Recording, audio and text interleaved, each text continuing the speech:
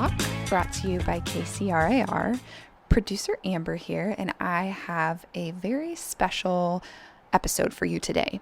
So what you're about to hear is the recorded version of a mayoral panel that we hosted in partnership with Women's Council of Realtors back in May. What you're going to hear in this episode was originally presented to a live audience of realtors. So if you hear reference to any sort of visual aid, that would be why. It's not originally for an audio only format, but I did think that there is so much valuable information in these presentations. I think that it stands alone just fine without those visual aids, which is why I thought it would make for a great podcast episode for you guys to hear. We are going to hear from Chris Lievsay, who is the mayor of Blue Springs, Julie Sayers, the mayor of Lenexa, Jesse Smith, the mayor of North Kansas City, and David Johnston, who is the county administrator for Wyandotte County and KCK. They are going to present you with tons of great information about what's going on in those cities, whether it's new developments or resources that are already available to residents. I didn't know that North Kansas City, for example, has a new resident welcome committee. If you didn't know that either, that definitely seems like something that could be valuable for you to know for your clients moving to North Kansas City. There's a lot of great information like this packed into this episode. You're going to hear a brief introduction for each of these mayors, just some biographical information, and then each of them have presentations put together for you to hear about what's going on in their region. So let's jump right in and hear what these mayors have to say.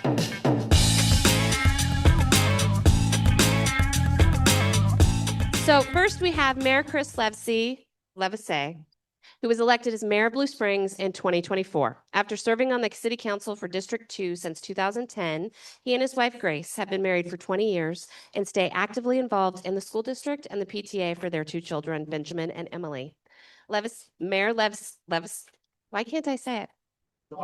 Say it for me. Mayor Lievsay brings a commitment to focus on the essential functions of government, such as advocating for improvements to streets and sidewalks, ensuring public safety is a priority with tools and resources they need to do their jobs effectively, and emphasizing the development that aligns with the needs of the community. Welcome, and thank you so much. Well, good morning, and thank you for the opportunity to come speak with you as well. I am excited about some of the things going on in Blue Springs and the opportunity to tell you about that. I'm the first one up, so I don't know if I'm setting the bar too high or too low. So I'm just gonna, I know it's tough. Jesse down there is gonna knock me out of the park at the end of this, but that's all right. We do have a lot of exciting things going on in Blue Springs. We've really put an emphasis on, as the kind of the bio led to, infrastructure, street maintenance for the last couple of years. We are doing 100 miles in street overlay this year, which is 10 times what we've done in any single year in the past. We had about 50 miles last year, putting a lot of emphasis on infrastructure. We had a bond issue in 2024, so we're adding turn lanes and improving corridors and that sort of thing.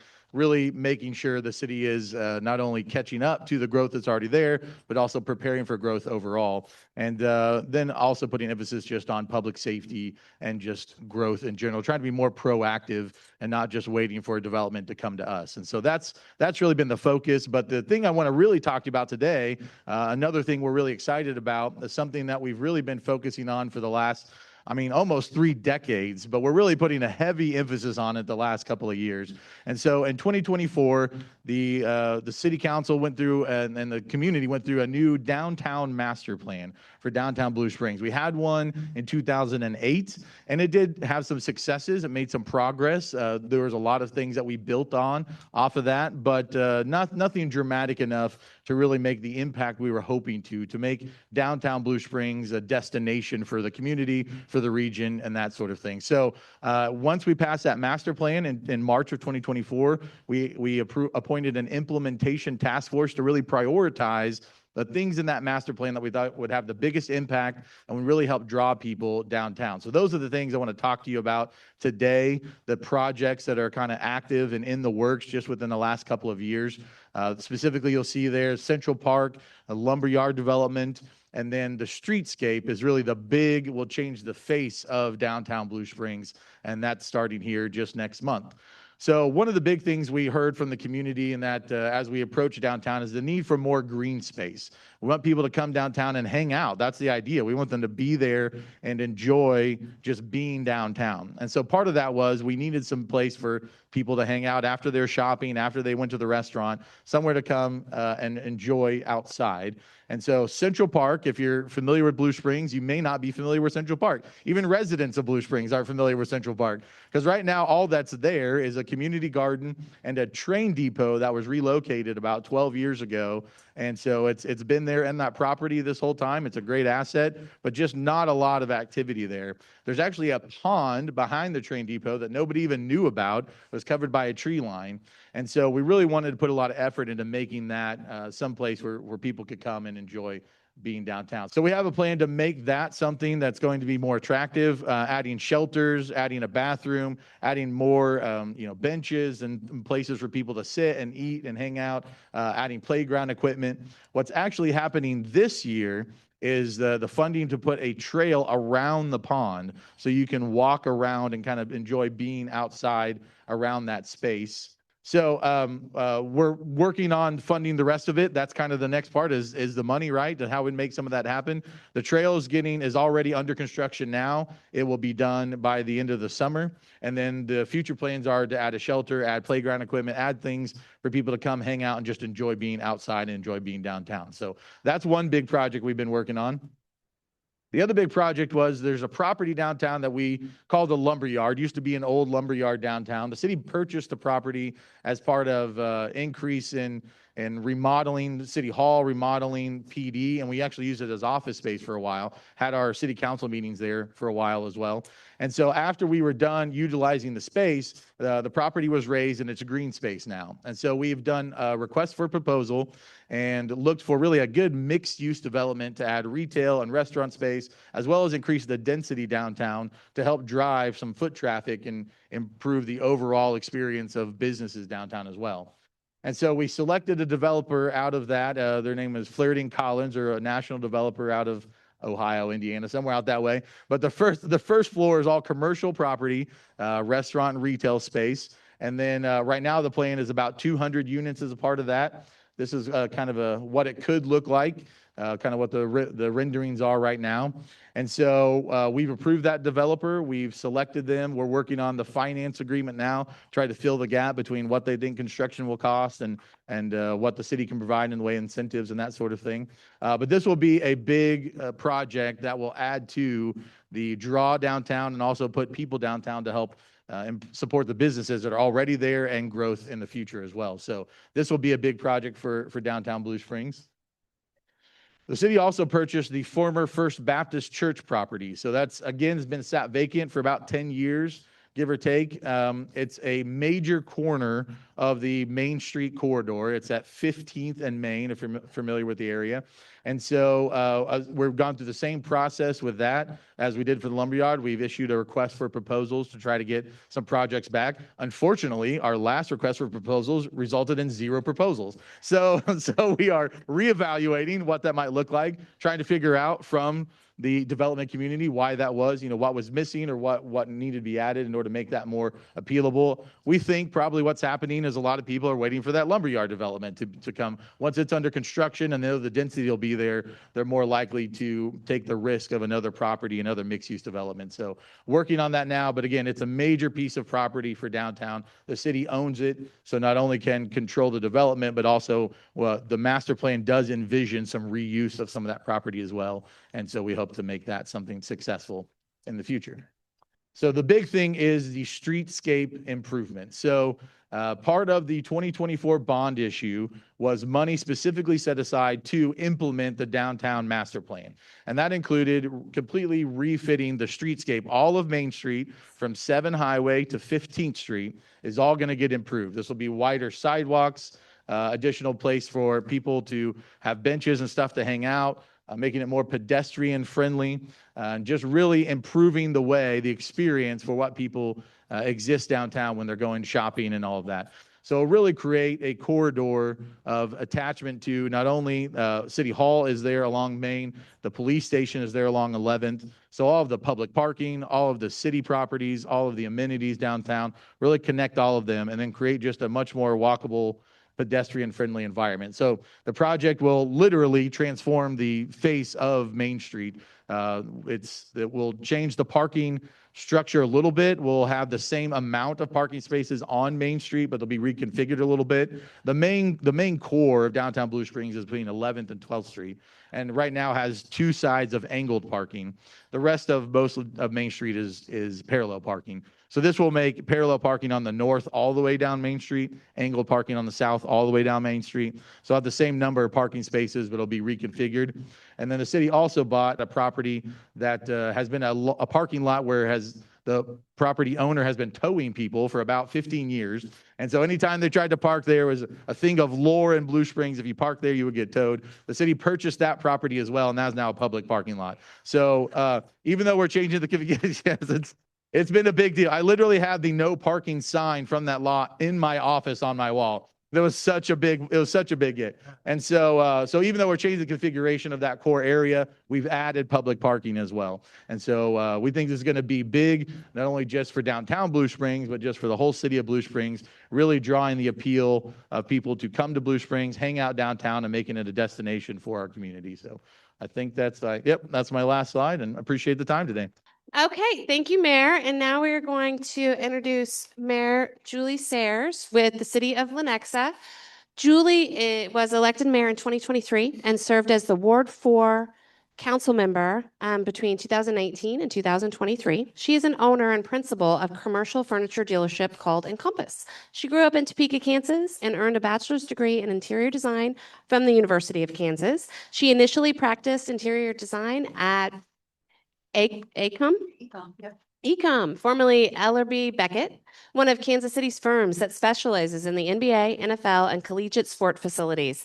They provided her with a foundation for large-scale project management, multidisciplinary coordination, and construction administration. In her role in the design community, Julie has served as president of the Mid-America chapter of International Interior Design Association and the president of the Center for Architecture and Design Kansas City. Julie serves on the executive board of Climate Action KC. This group of policymakers from Northeast Kansas to Northwest Missouri, along with their partners in private and nonprofit sectors, are working to enact and foster proactive strategies, systems, and structures within the region to reduce greenhouse gas, improve climate resilience, and generate corresponding economic, social health, and quality of life benefits. Julie and her husband, Scott, have lived in Lenexa since 2014 with their two dogs, Pete and Lucy. They can also be found enjoying an IPA at the Limitless Brewing or walking the city's beautiful trails. They also love the U.S. National Parks and spend vacation time visiting as many as possible. Thank you, Julie, for joining us today. Thank you all very much.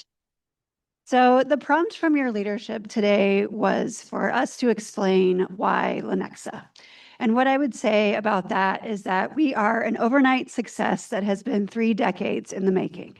So when you talk to your clients about why Lenexa, the person who ends up understanding us the best is someone who wants to invest with purpose and understands that the community is still growing. We are roughly about the same size as Blue Springs now at about 60,000. We can anticipate that we will grow to 80 or 100,000 in the next 30 to 40 years. So what you see, the overnight success that you're familiar with is Lenexa City Center. That process started in 1996 with a community engagement program where we asked our community, what does Lenexa want to look like in 20 or 40 years? And what they told us is that they wanted a new downtown. So we spent the next 30 years with intention moving our City Hall complex to 87th and 435, where we have a mixed-use City Hall facility. Our City Hall has a downstairs area that's a public market that has become sort of the central living room for our community. So on a Wednesday evening, we host family nights. On Friday nights, between the public market and the county library, we host Friday night sound bites. And those are the third spaces that make someone feel rooted in their community. It's not just a place where you live or a place where you work. It's places where you can gather with your neighbors, enjoy space with your families, and really feel like you're a part of something special. So that was sort of the impetus for our continued growth.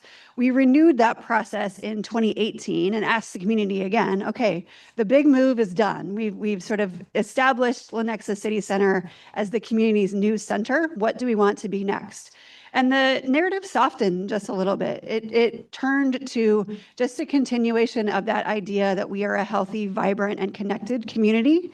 So it turns to the 34 parks that we have in the city eventually will all be connected with a multi-use trail. So over the next 20 to 30 years, we're working on sort of implementing investments in connecting all of those facilities so that if someone wanted to get on their bike and start at Sarco Power Trails Park, which you see in this image, and walk or bike through every park in the city, someday you will be able to do that. And people understand that the cost of living in Lenexa isn't the least expensive in Johnston County, but the amount of amenities that we are returning to people as a part of that vision is what makes them feel connected to it being their home. The other strategy that has been in place for a very long time is a balance between our commercial tax base and our residential tax base. So the less flashy part than Lenexa City Center are our two very large corporate centers. We've got some warehousing and logistics areas. There's some undermined area, kind of like the Hunt Midwest property out at Meritex, where there's caves underneath and commercial development above. And that is what really keeps our economy stable, especially during COVID, when sort of sales tax started to become questionable as a source of revenue for the city. That commercial tax base really kept us stable so that we could continue delivering the wonderful services that people expect. And then from here, we really have a robust capital improvement program, much like the mayor mentioned, really just making pointed investments in services back to the community. So when we moved our city hall complex to the middle, we left behind an old city hall and police station at 87th and Monrovia. And that facility has been vacant since 2017. And then we moved our police station about 2 years ago. This fall, we will demolish both of those buildings. It will remain a city property, and we're going to build a new fire headquarters and IT facility that will remain a city building, a city presence there on the east side of the city, but that will improve our response times to fire response and EMS response to the eastern part of the city, which is still where our heaviest residential concentration is there on the older east side.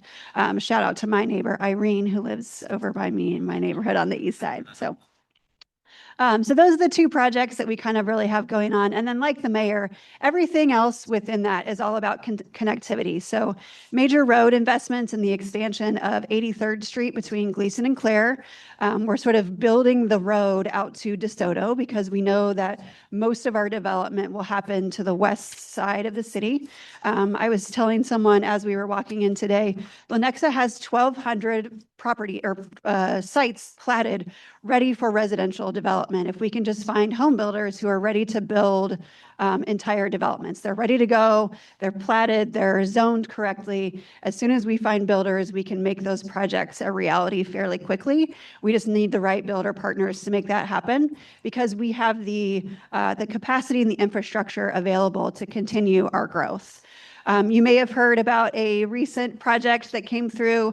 We will be the second location of Habitat for Humanity in Johnston County. That project is working its final way through the approval process and will be constructed near 89th and Clare Road, next to a future park that will be developed right next to it. So I'll be the first one out there swinging a hammer on that project, and we'll invite you all out to build with Habitat with us out there too. And then we also have a very robust parks master plan. As everything grows to the west, we need to continue developing our parks and trails to support those communities that are building residential properties out west. And we have 5 and 10-year plans to invest in those facilities and make sure that continued quality and balance of quality of life continues as we continue to grow to the west. So things are busy. We are included in the Chiefs Starbond district. We won't have either of the properties in Lenexa, but part of the state's sales tax will contribute to the chief's facility. We see it as a benefit for us because we are located just across the highway from the practice facility, and we are already seeing commercial development opportunities happening at K10 and K7 across from that, what will be kind of a youth sports and sports tourism destination. Someone a few years ago had the good sense to put a brewery at that location, so we're going to start selling a lot of beer at K10 and K7 starting this summer with World Cup. So things are looking very bright for us, continued growth and success, and we really would invite you to bring your customers to Lenexa, and like I said, invest with intention and understand that growth. Thank you so much. That was awesome. Jesse, are you ready? Absolutely. Everybody, I would like to introduce you to Mayor Jesse Smith of North Kansas City. He hails from Savannah, Georgia, and holds a degree in finance from the University of Georgia. He moved to North Kansas City in 2013 with his wife, Brooke, and they have 2 young daughters. He currently works as a realtor in Missouri, as well as buying, renovating, and managing a portfolio of residential rental properties. Prior to serving as mayor, he spent 6 years on the North Kansas City City Council, and his platform as mayor focuses on transparency, civic engagement, and community building in the North Kansas City. Thank you so much for joining us. Thank you for having me. Happy to be here. One thing you'll know about me right away, I'm not your typical mayor. I sport the ball cap and the graphic tee. Mayor Chris over here is dressed up very nicely. Your wife got your nice tie picked out, look very dapper. I like to wear a graphic tee that supports one of our nonprofits. Anytime I get a platform to get in front of people, I want to talk about one of our nonprofits in Northtown doing a great job. This is Life Unlimited. They support, give it up for Life Unlimited.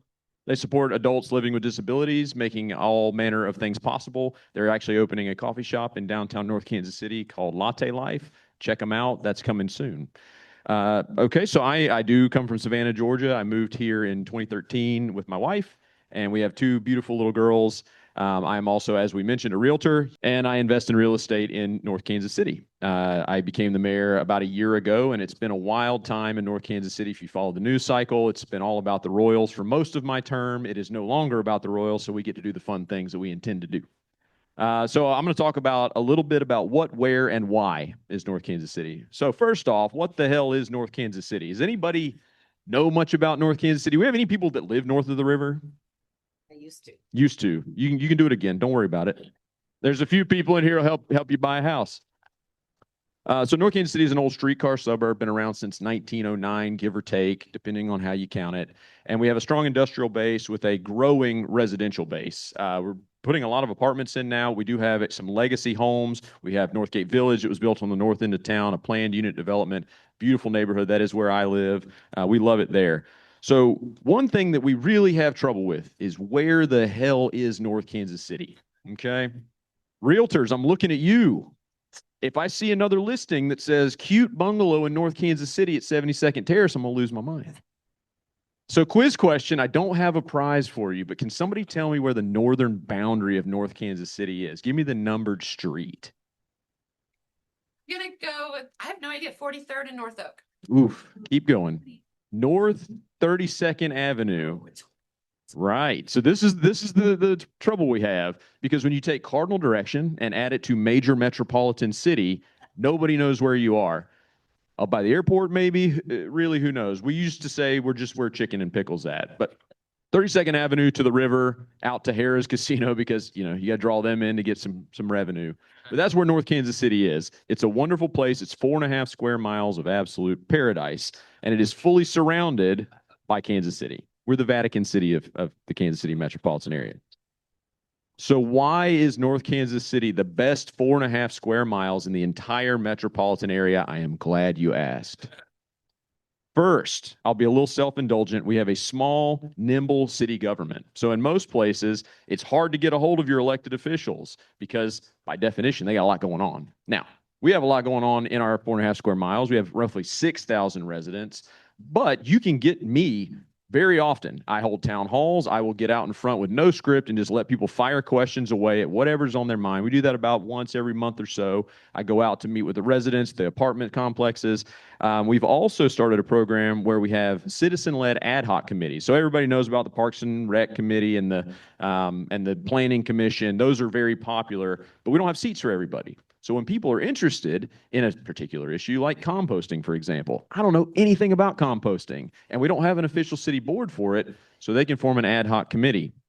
They bring us ideas, they form up their ideas, and they come to city council. They get pitched, and they get funding, and they can start a pilot program. We also have a new resident welcome committee, so when you're selling your homes in North Kansas City, point them to the new resident welcome committee. They bring out packets of information. They invite people out to the bars and restaurants. Come check out the new stuff we have. Here's a whole list of services. Here's how you get a hold of the mayor if you need your problem solved right here. And we're delivering these out to everyone who moves into town through our new resident welcome ad hoc committee. We also have the opportunity for immediate impact. So we had a resident come to us one time and say, look, we got one block in North Kansas City that doesn't have a sidewalk, right? Whole block, no sidewalk. Don't know why it wasn't there. Within a month, we had a whole new sidewalk engineered and poured. By contrast, not to hate on my friends in Kansas City, Missouri, that's about a 6-year process to get a sidewalk repaired in Brookside. I'm not making that number up, but I might be. Next thing is the services in North Kansas City. So I'm going to rattle these off pretty quick. They're in the new resident welcome brochure that you can grab as soon as you get into our metro. We have 3 major parks. We have Mackin Park, 60-acre park, mile walking trail, beautiful place. We have Dag Park, which is a splash pad for the kids and a giant climbing structure that terrifies me every time my 4-year-old gets to the top. And coming soon, we're cutting the ribbon June 18th on our nature park. So we have River Forest Park's going to have a walking trail with a waterfall. Believe it or not, we found one in North Kansas City. And it's going to have a naturescape playground with a zip line. My kids are just losing their mind waiting for that ribbon to get cut. We have our storm cleanup, so our public works team. If you're used to these storms, I am not, being from the South. We don't get tornadoes and microbursts like that. But whole trees just fall in people's yard. And they disappear before they wake up. It's unbelievable. So I'll get pictures from our residents. Hey, a tree fell across my driveway. I got to get to work in the morning. And all I can tell them is, don't worry, it'll be gone. And then I get a picture in the morning, tree's gone. I don't know how they do it. It's magic. Our public works is amazing. Water treatment. We treat our own. This sounds boring. Stick with me. We treat our own water in North Kansas City. We drink from a reservoir underneath, pumps up to 19th and Burlington, where we treat it and ship it out. We're not river drinking savages like many of the rest of the metro. We drink from an aquifer. That's why the IPAs at Cinder Block are second to none. Hey-o. One of the underrated or underutilized or underknown resources in town is our free fiber internet. Does anybody know that you get free internet in North Kansas City? If you're a resident, yeah. If you're a resident, I've lived there 13 years. I haven't paid for internet in 13 years, and it is gigabit speed. Unbelievable. Police and fire response time. If you call the police, and I've tested this once or twice, don't ask me why, 4 minutes average response time anywhere in North Kansas City. It is ridiculous how fast they are. Sometimes I worry how that happens. And then we also get a 50% resident discount at the YMCA in North Kansas City. So if you're a resident, you sign up, 50% off. Turns out you can go to every YMCA in the country on that same membership. It's pretty neat. Quality of life in North Kansas City. What makes the quality of life second to none in our 4.5 square miles? So one of my big initiatives is community building. So we do block parties in North Kansas City. If you want to shut down both ends of your block, we'll call the police department out to shut down both ends of your block so you can party in the street with your neighbors. And on top of that, that wasn't good enough. We'll give you $400 to do it. All you have to do is put in an application. The year before I took office, we had two block parties. This year we had 13. We're going to double that again this coming year.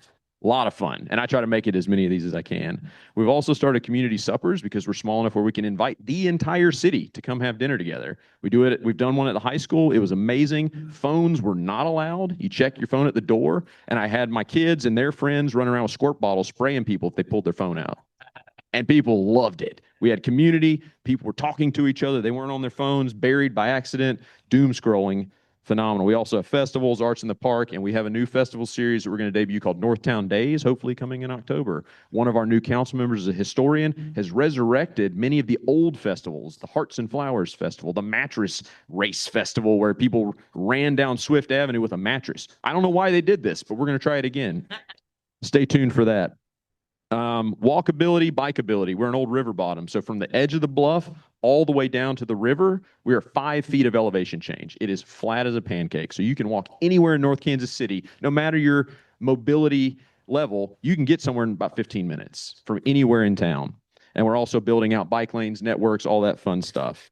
We have tons of interesting local spots. I'll rattle off a few. Anybody been to the Rabbit Hole? Anybody got kids? Yes. Yes. It is a children's museum. If you haven't been, I swear you're doing it wrong. Even if you're an adult and you just remember Curious George, go check the place out. It's phenomenal. We got Cinder Block, we got Chicken and Pickle, we got Screenland Armor, one of our legacy theaters that plays all the cool stuff. Go check them out. McLean's Bakery, there's a few of them around, but ours have the best cinnamon rolls in the entire metropolitan area. And then the Iron District, it's a shipping container place where you can go have any number. It's like a food hall outdoors. Very cool. Why should you bring your clients to North Kansas City? If this wasn't enough, houses are still affordable there. You can get a 2-bed, 1-bath bungalow somewhere around $200,000. Go to Brookside, that's $400,000. You can buy one of the nicer homes in town, 4 beds, 3 baths, $450,000. It's not out of reach for many of the buyers. So I hope I'm convinced you to come to the best 4.5 square miles in the metro. We are a small town in the middle of a big city. Come check us out.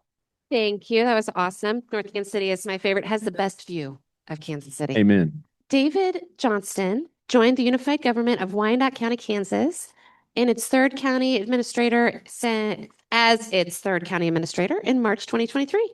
He has served for over 28 years as the professional local government manager, and his career has given him exposure to many different issues facing local government, a career he found extremely rewarding.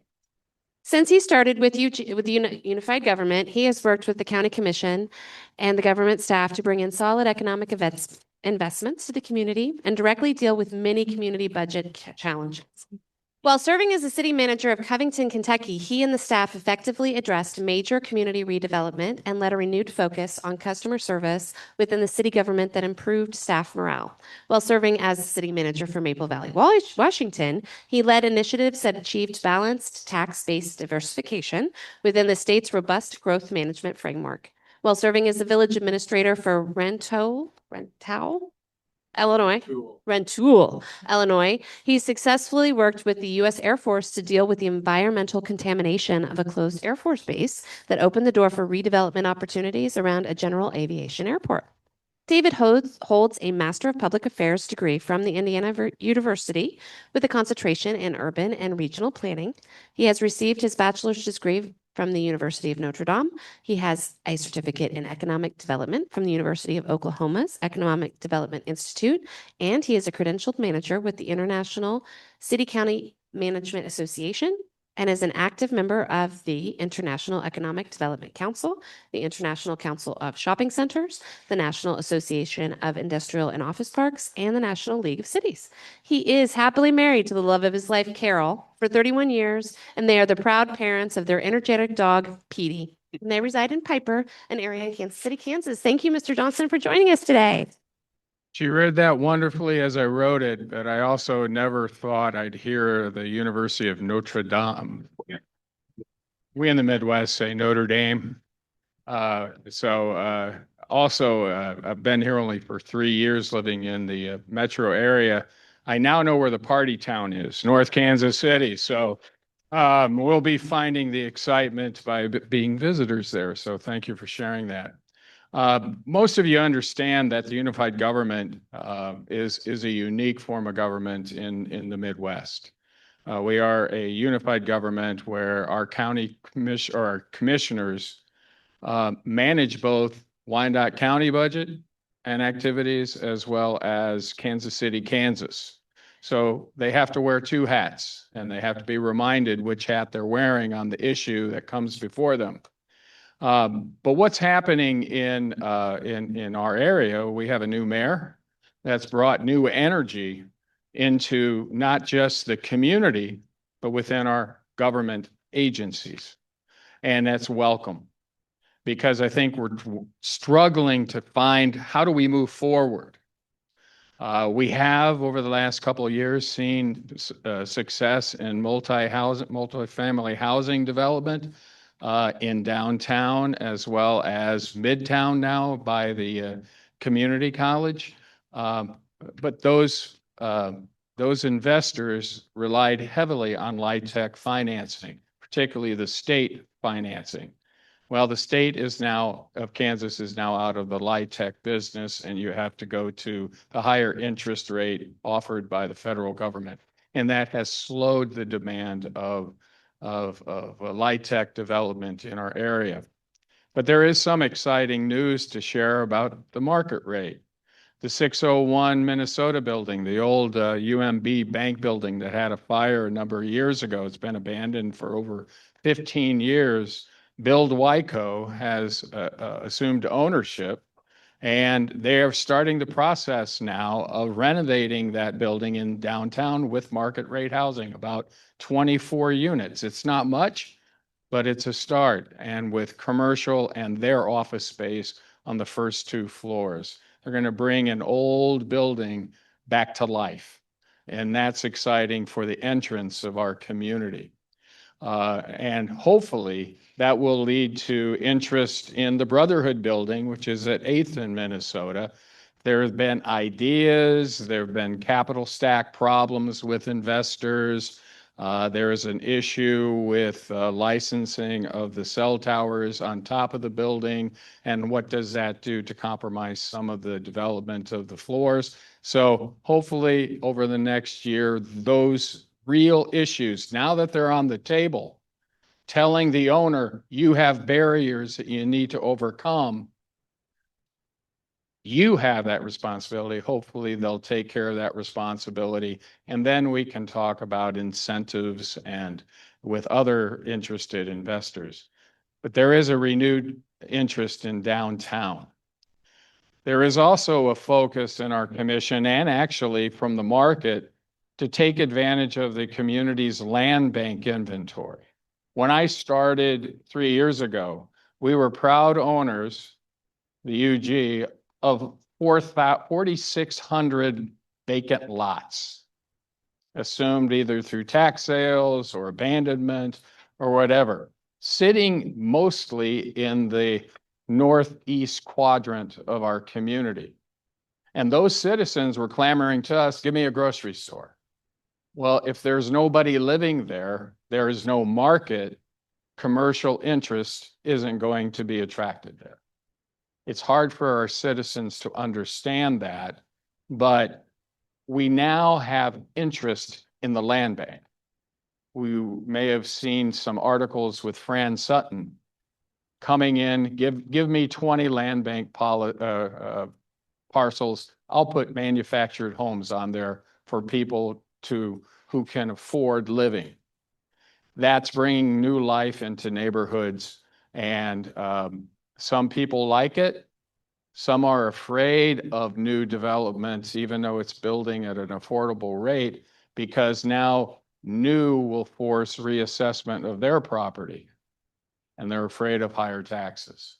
But if we get aggressive, like CJR development, who has assumed 500 land bank lots in the Northeast, he's promising through an agreement with us to build 50 new affordable homes every year for the next 7 years. So there is activity into the Northeast. Those new residents will then have build a concentration of interest to bring commercial development into an underserved area. So we're excited about that. There's a LIHTC, I told you about the LIHTC apartments that are being built right on State Avenue and Turner diagonal from the community college. That is an exciting time because the community college's dorms are full and the students are looking for a place to live while they go to school or school and job.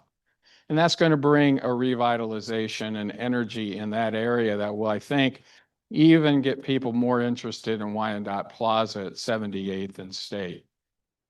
I think what's the real unknown is this small project that we got, something called a stadium. again, that's going to be along State Avenue, west of the American Royal, and between 118th Street, 126th Street, parallel and State Avenue, that rectangle, right adjacent to the American Royal. As you know, that area became a sports destination about 28 years ago with the Speedway. It's still here. They plan on still being here, and that spurred on the UG assuming ownership of the Monarch Stadium.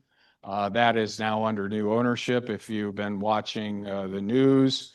And what's exciting about that, Mr. Brandmeier did a great job saving the Monarchs. But he said it's time to bring in real baseball people. And the ownership group that he brought in owns two affiliated minor league baseball teams, one in Pensacola, Florida, and the other in Beloit, Wisconsin. These are baseball people. And what drew them was not just the new field that Mr. Brandmeier put in a year ago, but last year, it's a farm club for the farm clubs, the Monarchs are. Last year, 14 of their players during the season were signed to minor league contracts. We attract good people to keep their dream alive of going into the majors. So that's an attraction. We have Major League Soccer. There's going to be some small event next month that we all are impacted on. It's called the World Cup. And then we had one small soccer team that said we want to be in located base camp in KCK, Argentina. And someone said they won last time, and they have some guy named Messi. My wife calls me Messi, but for a different reason. But we've been involved in that organization, KC26, since it started as a community. Even with that involvement, we don't know what's going to happen. We just have to go day to day, and we're going to make it work. Like all the communities that are hosting, they're going to make it work and make this a wonderful place. We always call ourselves the soccer capital of the world. We're got to prove it.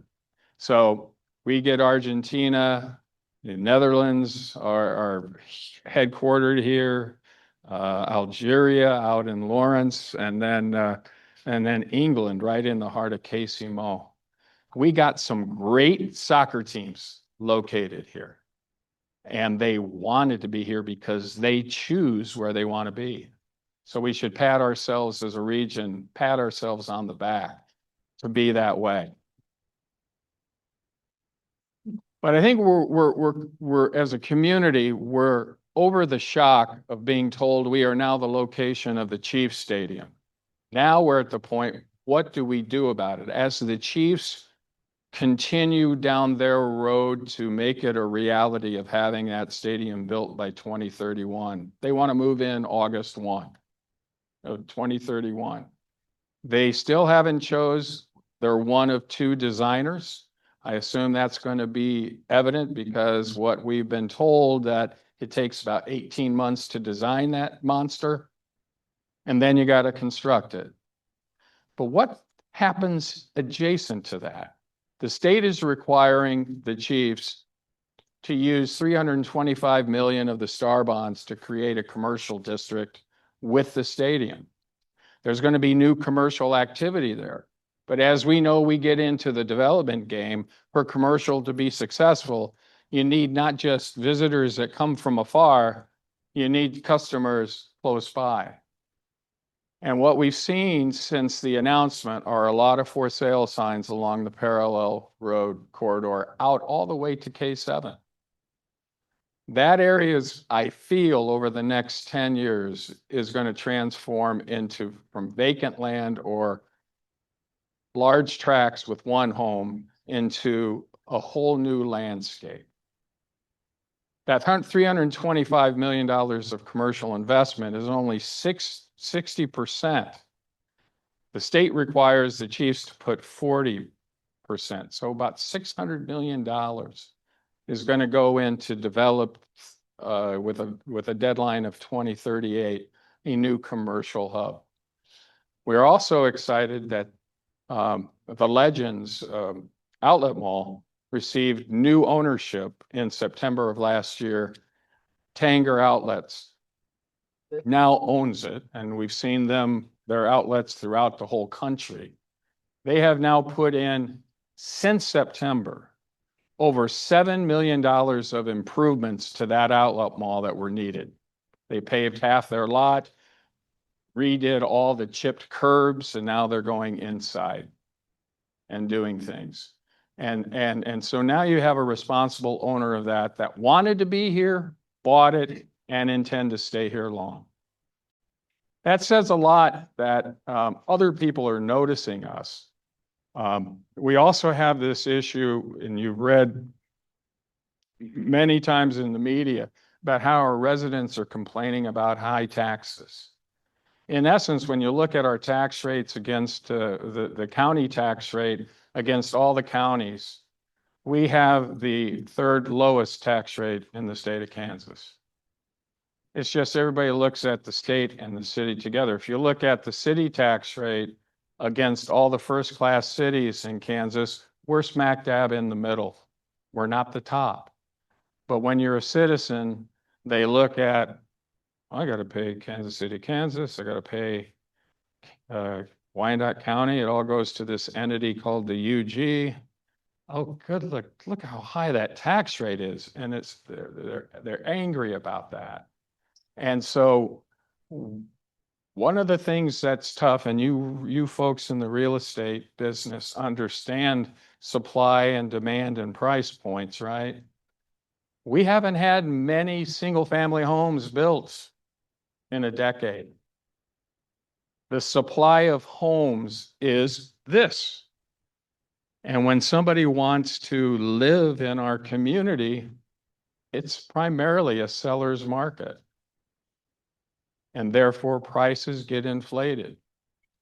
And that new sale price is now the basis for the state assessment program, which means you're probably going to have, whoever owns it is going to pay far more than what the previous owner paid. So one of the hopes is that the Chiefs Stadium will look at mixed use development with apartments. Like to see a few more subdivisions for single family homes.